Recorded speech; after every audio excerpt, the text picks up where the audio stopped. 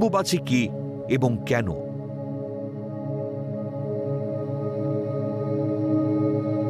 আষাঢ় মাসের 7 তারিখে অম্বুবাচী শুরু হয়। অসমের নীলাচল পর্বতে কামাখ্যা মন্দিরে এই অম্বুবাচী উৎসব পালন করা হয়।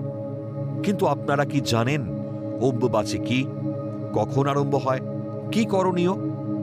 আজ এ বিষয় নিয়েই আলোচনা করব। অম্বুবাচী নিয়ে আলোচনা করার আগে আমরা পৌঁছাব পৌরাণিক যুগে। প্রজাপতি দক্ষিণা রাজার প্রিয় কন্যা সতী বাবার অমতে মহাদেব শিবকে বিয়ে করেন। রাগে ক্ষুব্ধ দক্ষ এই ঘটনার বদলা নেওয়ার জন্য একটা যজ্ঞ শুরু করেন। তাতে জামাই শিবকে আমন্ত্রণ জানানো হয় না। সতী যজ্ঞস্থলে এলে সবাই মিলে শিবের বদনাম শুরু করে। পতি নিন্দা সহ্য করতে না পেরে সতী দেহ ত্যাগ করেন। সংবাদ পেয়ে মহাদেব যজ্ঞস্থল লণ্ডভণ্ড করে ও সতীর দেহ কাঁধে নিয়ে প্রলয় নৃত্য শুরু করে। দেবতারা ভয় পেয়ে শ্রী বিষ্ণুর শরণাপন্ন হল। বিষ্ণুর সুদর্শন চক্র দ্বারা সতীর দেহকে 51 খণ্ডে বিভক্ত করল।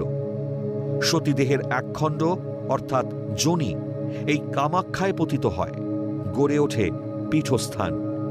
কিন্তু অম্বুবাচীর সঙ্গে কামাখ্যার সম্পর্ক কি? ভারতীয় জ্যোতিষ ও পৌরাণিক মতে রবি গ্রহ যখন মৃগশিরা নক্ষত্রের 3 চরণ শেষ করে ও আর্দ্রা নক্ষত্রে প্রবেশ করে তখন অম্বুবাচী শুরু হয়। বাংলায় সহজ একটা প্রবাদ আছে, কিসের বার কিসের তিথি, আষাঢ়ের 7 তারিখ অম্বুবাচী। আষাঢ় মাসে যে বারে যে সময় রবি মিথুন রাশিতে প্রবেশ করে ঠিক পরের সপ্তাহে সেই বারে সেই সময় অম্বুবাচী আরম্ভ হয়। সতীমাকে ধরিত্রীর সঙ্গে তুলনা করা হয়েছে, অর্থাৎ এই সময় সতীমায়ের যোনি ঋতুবতী হয়। সতীমা রজস্বলা হওয়ায় কামাখ্যা মন্দির আপনা থেকেই বন্ধ হয়ে যায়।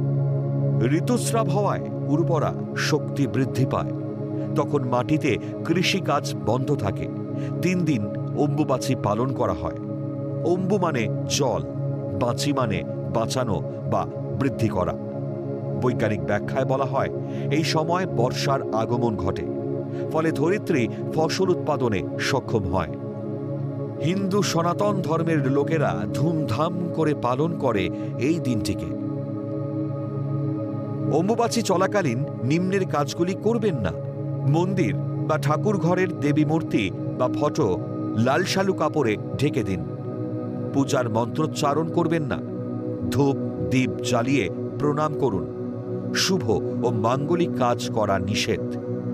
ধরিত্রী মা অশৌচ থাকায় সাধু সন্ন্যাসীরা আগুনে রান্না করা খাবার খান না। কৃষকেরা এই সময় হাল চাষ বা কৃষিকাজ বন্ধ রাখেন।